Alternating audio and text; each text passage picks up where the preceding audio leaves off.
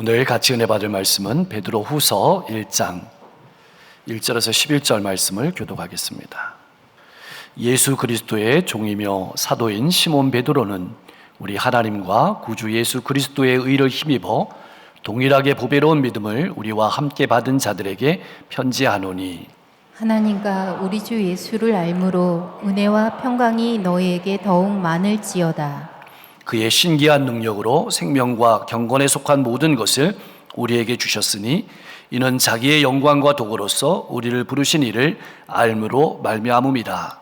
이로써 그 보배롭고 지극히 큰 약속을 우리에게 주사 이 약속으로 말미암아 너희가 정욕 때문에 세상에서 썩어질 것을 피하여 신성한 성품에 참여하는 자가 되게 하려 하셨느니라. 그러므로 너희가 더욱 힘써 너희 믿음의 덕에 지식을, 지식의 절제를, 절제의 인내를, 인내의 경건을, 경건의 형제 우애를, 형제 우애의 사랑을 더하라. 이런 것이 너희에게 있어 흡족한즉 너희로 우리 주 예수 그리스도를 알기에 게으르지 않고 열매 없는 자가 되지 않게 하려니와. 이런 것이 없는 자는 맹인이라 멀리 보지 못하고 그의 옛죄가 깨끗하게 된 것을 잊었느니라. 그러므로 형제들아 더욱 힘써 너희 부르심과 택하심을 굳게 하라. 너희가 이것을 행한즉 언제든지 실족하지 아니하리라. 11절 이같이 하면 우리 주 곧 구주 예수 그리스도의 영원한 나라에 들어감을 넉넉히 너희에게 주시리라. 아멘. 초대교회 당시에 온 세상을 지배하던 로마 제국은 그리스도인들이 평안하게 신앙하도록 가만히 놔두지 않았습니다. 온갖 핍박과 박해를 가했습니다. 뿐만 아니었습니다.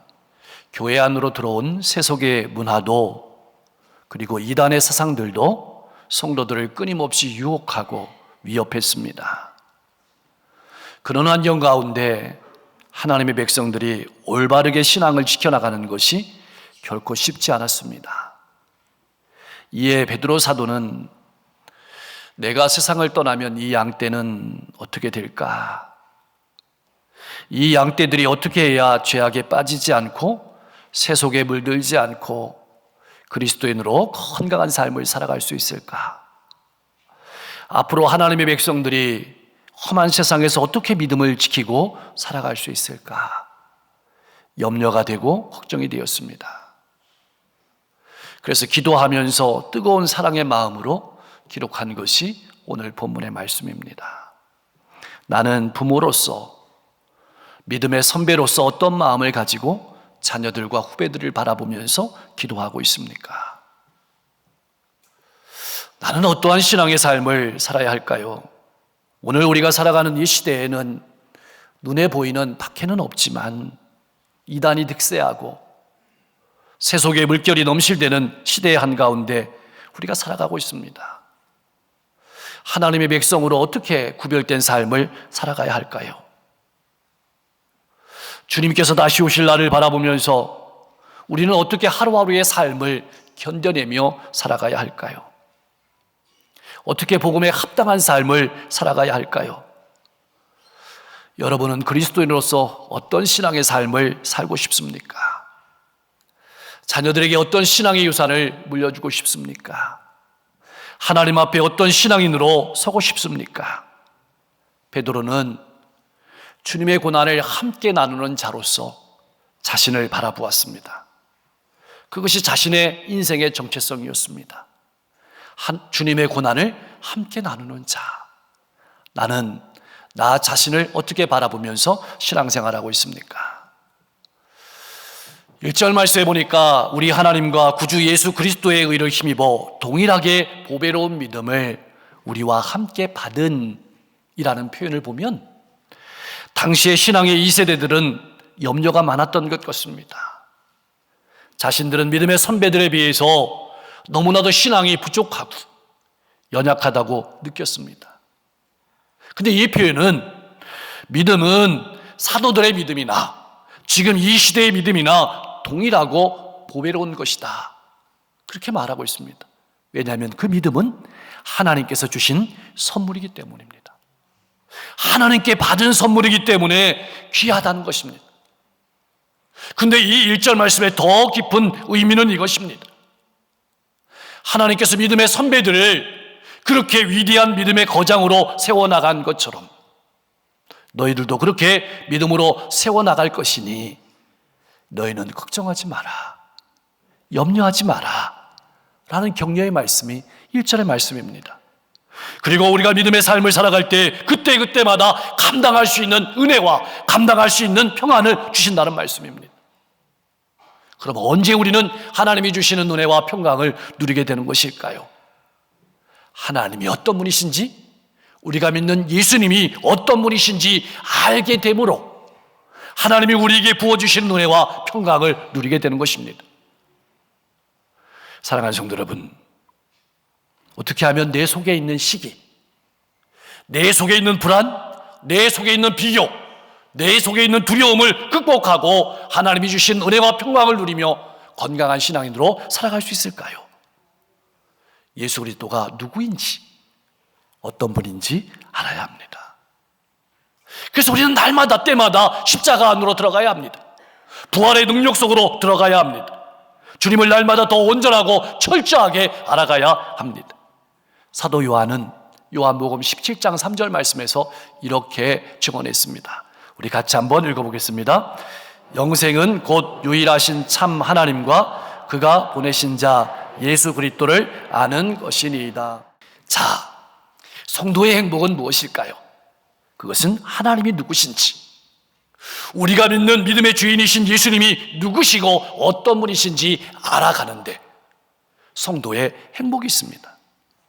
그렇다면 우리가 하나님과 예수 그리스도를 알게 되면 될수록 우리의 삶 가운데 어떤 일이 일어나게 되는 것일까요? 하나님과의 관계가 더 돈독해지게 되고 그 하나님과의 관계가 이웃과의 관계에 있어서도 더 유익하고 풍성한 열매를 맺게 되는 것입니다. 그러면 하나님과 예수 그리스도를 안다는 것은 무엇을 의미하는 것일까요? 영적으로 성숙한다는 의미입니다. 신앙적으로 성숙해진다는 것을 의미합니다. 그리고 우리의 성품이, 우리의 삶이 변화를 가져온다는 것을 뜻하는 것입니다. 사실 죄에 빠진 인간은 영원한 생명을 위해서 스스로 할 수 있는 일이라고는 아무것도 없습니다. 믿음을 지키는 것도 불가능합니다. 세속에 물들지 않는 것도 불가능합니다. 주님의 재림을 바라보며 살아가는 것도 우리의 힘으로는, 우리의 능력으로는 불가능합니다. 그런데 그것은 한 가지로 가능합니다. 3절 말씀에 보니까 하나님의 특별한 사랑으로 가능하다고 증언하고 있습니다. 하나님께서는 신기한 능력으로 영원한 생명과 경건에 속한 모든 것을 그때그때마다 우리에게 주시는 것입니다. 그래서 우리로 하여금 세상의 가치관에서 떠나서 새 하늘과 새 땅의 사람으로 영생의 가치관을 가지고 하늘나라의 가치관을 가지고 살아가는 믿음의 사람으로 만들어 가시는 것입니다. 그것이 믿음 생활입니다. 우리가 구원받은 사람으로 만족하는 삶이 아니라 하늘나라의 가치관으로 복된 삶을 살아가는 영생의 사람으로 만들어가는 것입니다. 그렇다면 우리는 어떠한 삶을 살아야 하는 것일까요? 이렇게 하나님께서 우리에게 날마다 하늘의 사람으로 살아갈 능력을 주시기 때문에 우리는 하늘의 사람으로 합당한 삶을 살아가며 성장하고 성숙한 삶을 살아야 합니다. 그 부르심에 합당한 삶을 살아가기 위해서 제일 먼저 되는 것이 뭐냐면 바로 믿음입니다. 여러분, 우리가 믿는다는 말이 무슨 말일까요? 그것은 예수 그리스도를 나의 구주로 믿는 것입니다. 예수님께서 나를 위해서 이 땅에 오셨고 나를 위해 고난당하셨고 나를 위해 십자가 지셨고 나를 위해 부활하셨고 나를 위해 승천하셨고 나를 위해서 다시 오심을 믿는 것입니다. 근데 믿음은 여기에만 끝나는 것이 아닙니다. 나를 하나님의 자녀를 삼아주신 하나님께서 오늘도 나와 함께 하시며 오늘도 내게 은혜 베푸시고 앞으로도 내게 은혜 베푸실 것을 믿는 것입니다. 오늘도 내게 필요한 것을 채워주실 뿐만 아니라 앞으로도 계속해서 채워주실 것을 믿는 것입니다. 이 믿음 안에 은혜가 있습니다. 이 믿음 안에 평강이 있습니다. 이 믿음 안에 기쁨이 있습니다. 이 믿음 안에 자유가 있는 것입니다. 사랑하는 성도 여러분, 나는 어떻습니까? 이런 믿음을 가지고 신앙생활하고 있습니까? 근데 이 믿음만 가지고 머물러 있으면 안 됩니다. 여기에 더욱 힘써서 덕을 더해야 합니다. 여러분, 이 믿음이 분명하면 이 믿음이 열매 맺히는 것이 덕입니다. 하나님이 나를 사랑하시고 하나님이 내게 은혜 주시고 앞으로도 은혜 주실 것을 믿기 때문에 그 기쁨과 그 자유가 이웃에게 사랑으로 나타나게 되는 것입니다. 다른 사람을 세워주고 다른 사람의 디딤돌이 되어주는 것입니다. 다른 사람을 붙들어 주시는 것입니다. 그래서 그것을 덕이라고 합니다. 만약 믿음이 있다고 하면서 덕이 없다면 어떤 일이 일어나게 되는 것일까요? 믿음의 목적을 잃어버리게 되는 겁니다. 믿음의 방향을 잃어버리게 되는 겁니다. 그래서 나만의 종교가 되는 것입니다. 나만의 신앙이 되는 것입니다. 고린도 교회가 그런 교회였습니다.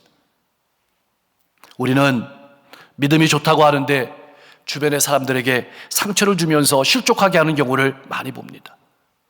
왜 그럴까요? 덕을 세우지 못하기 때문입니다.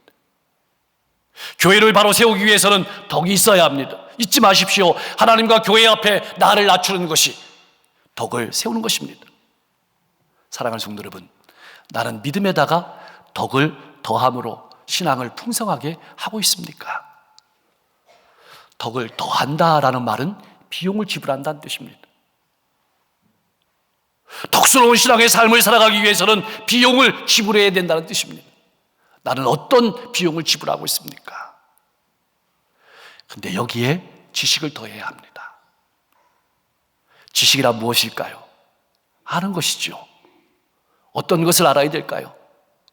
어떻게 하면 돈을 잘 버는지, 출세하는지, 그런 지식이 아니고 나를 구원하신, 나를 부르신 그분을 알아가는 것입니다. 이 지식이 풍성해야 합니다. 그래서 덕은, 넘치는 덕을 살아가려면 이 지식이 풍성해야 됩니다.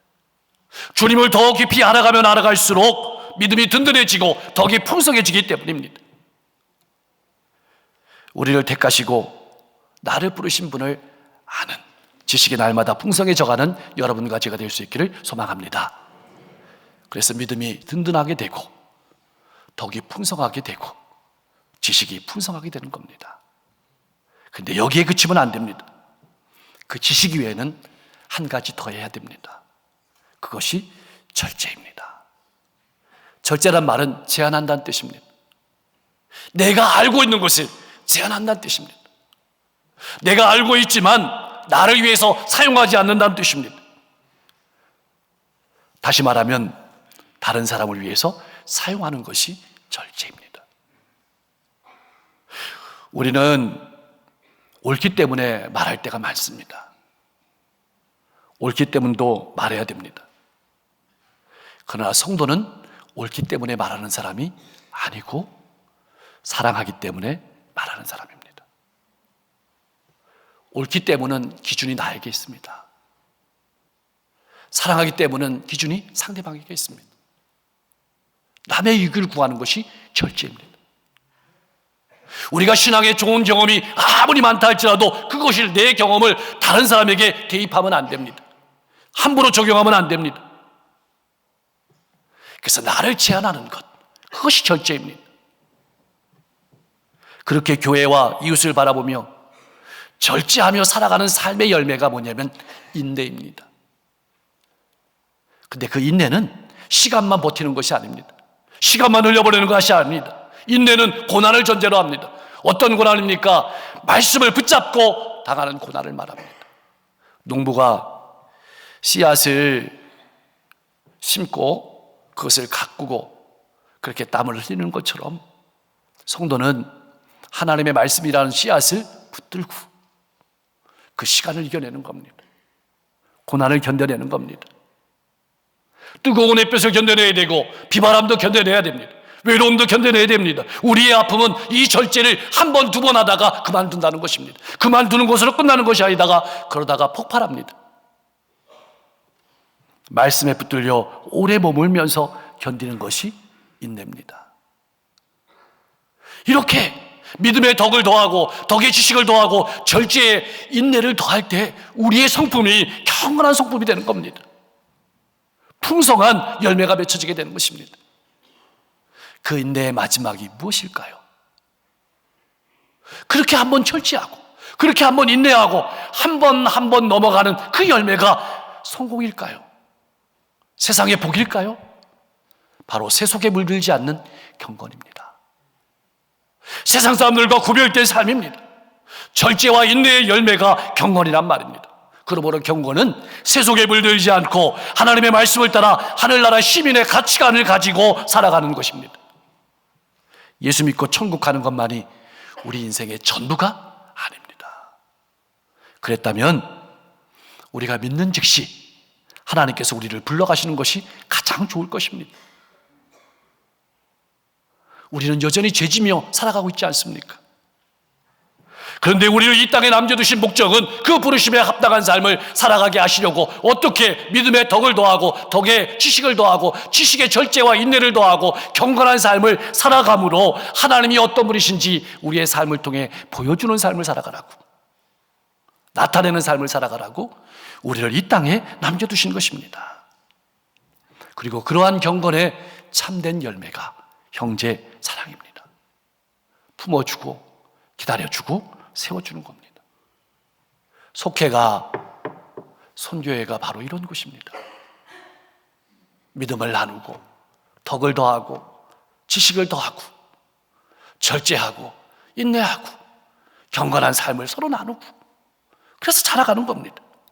사도 요한은 요한일서 4장 20절 말씀에서 이렇게 증언했습니다. 우리 같이 한번 읽어보겠습니다.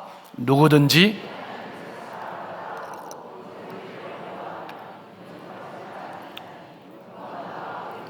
사랑하지 아니하는 자는 보지 못하는 바 하나님을 사랑할 수 없느니라. 아멘. 여러분, 하나님과 관계가 이렇게 바로 되면 더불어서 이웃도 사랑하게 되는 겁니다. 이러한 성품과 사랑으로 교회가 세워지게 되고 그 시대와 어려움과 아픔을 이겨내는 것입니다. 이러한 성품이 없으면 멀리 바라보지 못합니다. 인내하지 못합니다. 현재만 바라보게 됩니다. 눈앞만 바라보게 됩니다. 자기 중심적인 삶에만 머물러 있게 됩니다. 부르심에 합당한 성숙한 성도로서의 삶의 모습을 나타내지 못하고 하나님이 때마다 주신 은혜와 사랑과 평안도 누리지 못하고 우리에게 주신 능력과 시간도 허비하면서 기회를 잃어버리게 되는 것입니다. 나는 어떻습니까? 성령께서 주시는 감동을 따라서 내게 주신 능력과 시간을 잘 활용하며 신앙의 성숙을 이루며 살아가고 있습니까? 사랑하는 성도 여러분, 말씀을 정리합니다. 신앙생활이란 무엇일까요? 그것은 마치 물결을 거슬러 올라가는 것과 같습니다. 앞으로 나아가지 않으면 떠내려가는 것이 신앙생활입니다. 신앙생활의 현상유지는 없습니다. 나가든지 퇴보하든지 둘 중에 하나라는 사실을 우리가 절대로 잊으면 안 됩니다. 늘 기도로 시작하십시오. 오늘도 주님을 기쁘시게 하는 데 필요한 능력을 달라고 간구하십시오. 그리고 감사하십시오. 그리고 하나님의 능력이 나의 삶 가운데 성숙으로 나타나게 달라고 기도하시면서 하루하루 나의 삶을 돌아보면서 부름에 합당한 삶을 살아갈 수 있기를 소망합니다. 두 번째의 신앙생활은 마치 집을 짓는 것과 같습니다. 여러분, 믿음이란 기초 위에다가 덕을 세웁니다. 지식을 세웁니다. 절제로 잘 제안하고 나눕니다. 그리고 인내합니다. 그리고 그런 것이 쌓여서 집안에 향기로운 경건이라는 냄새가 납니다. 그리고 그 경건은 가정의 행복으로, 이웃의 사랑으로 드러나게 되는 겁니다. 세상 가운데 주님의 향기를 드러내게 되는 것입니다. 그러므로 부르심에 합당한 삶을 사십시오. 구원받은 사람임을 나타내십시오. 우리에게 중요한 사명은 우리가 먼저 이러한 삶을 살아가는 것입니다. 그리고 자녀들과 후배들을 이러한 삶으로 바르게 성장할 수 있도록 도와주는 것입니다. 하나님께서 여러분의 자녀들을, 하나님께서 여러분의 속회원들과 선교회원들을 통해서 일하실 것을 기대하며 기도하며 나가십시오. 자, 오늘은 비록 힘들 수 있습니다. 지칠 수 있습니다. 낭망할 수 있습니다. 상처투성일 수 있습니다. 그러나 하나님이 역사하십니다. 조금만 더 힘내십시오. 주님께서 우리 인생의 결승선에서 우리를 기다리고 계시다가 우리를 꼭 안아주실 것입니다. 그런 믿음으로 살아가는 여러분과 제가 될 수 있기를 주님의 이름으로 간절히 축복합니다. 기도하겠습니다. 하나님의 백성으로 올바른 신앙의 삶을 지켜나가는 것이 결코 쉽지 않지만 구별되고 복음에 합당한 삶을 살아가게 하여 주시옵소서. 나는 부족하지만 하나님께서 나를 만들어 가시고 세워 가심을 믿고 날마다 성장하며 성숙한 신앙인으로 살아가게 하여 주옵소서. 분명한 믿음 위에 디딤돌이 되는 덕이 있는 신앙인이 되게 하시고 날마다 주님을 더 깊이 알아가며 이웃을 위해서 절제하고 인내하며 살아가게 하시고 하늘 시민으로서 경건한 삶을 살아가며 이웃을 품고 사랑하며 부르심에 합당한 삶을 살아가게 하옵소서. 이러한 믿음의 삶을 살아가는 것이 힘들고 지칠 수 있지만 성령께서 역사하심을 바라보며 힘있게 나아갈 수 있도록 역사해 주옵소서. 오늘 오후에 지방회가 있습니다.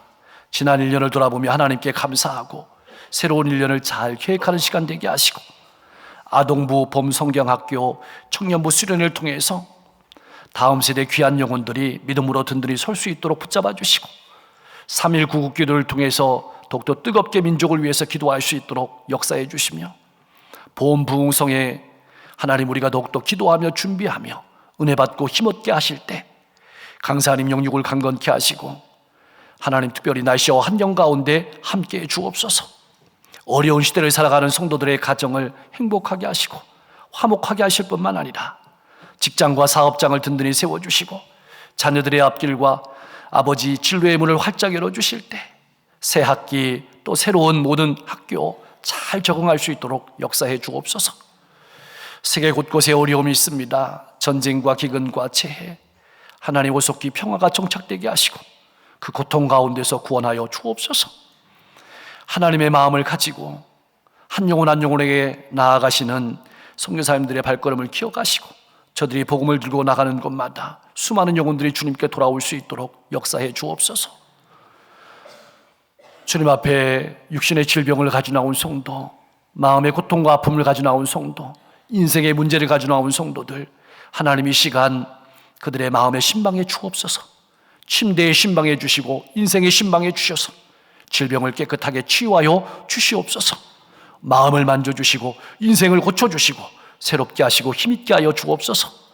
이 어려운 시대를 이끌어가는 지역과 민족과 세계의 지도자들 가운데 함께해 주셔서 하나님을 경외하고 국민을 존경하고 상생하는 정치를 할 수 있도록 역사해 주옵소서.